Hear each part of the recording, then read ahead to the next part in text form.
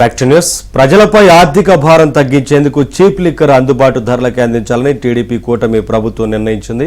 Quarter 99కి అందుబాటులోకి తీసుకురానుంది. సాధారణ liquor షాపులతో పాటు కేవలం ప్రీమియం రకం మద్యం బ్రాండ్లు మాత్రమే ఉండే ఎలైట్ షాపుల ఏర్పాటుకు ఆమోదముద్ర వేసింది.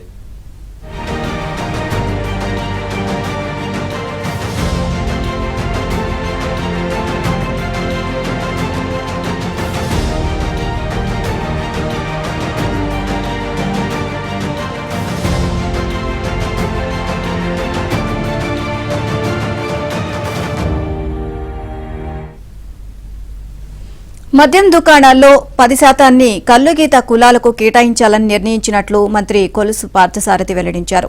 అక్టోబర్ నుంచి నూతన మద్యం పాలసీ అమల్లోకి వస్తుంది అన్నారు.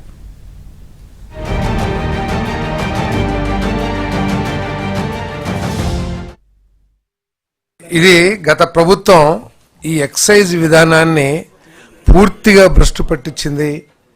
కేవలం స్వార్థం కోసమే ఎక్సైజ్ పాలసీ తయారు చేయబడింది.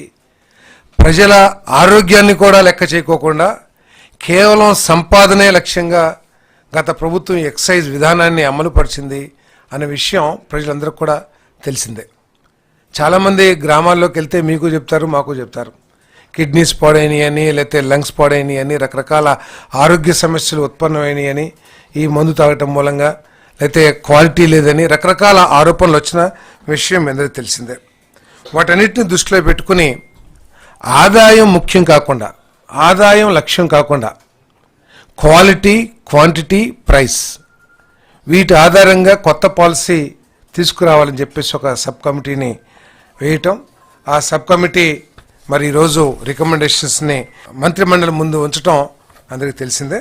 మరి దాంట్లో నిర్ణయాల ప్రకారం ఇంతకుముందు ఏదైతే 120 రూపాయలకి అమ్మారో ఆ మద్యాన్ని, క్వాలిటీ మద్యాన్ని అన్ని బ్రాండ్స్ని 99 రూపాయలకి సరఫరా చేయాలని చెప్పేసి నిర్ణయం చేయడం జరిగిందని చెప్పేసి మనవి చేస్తాం.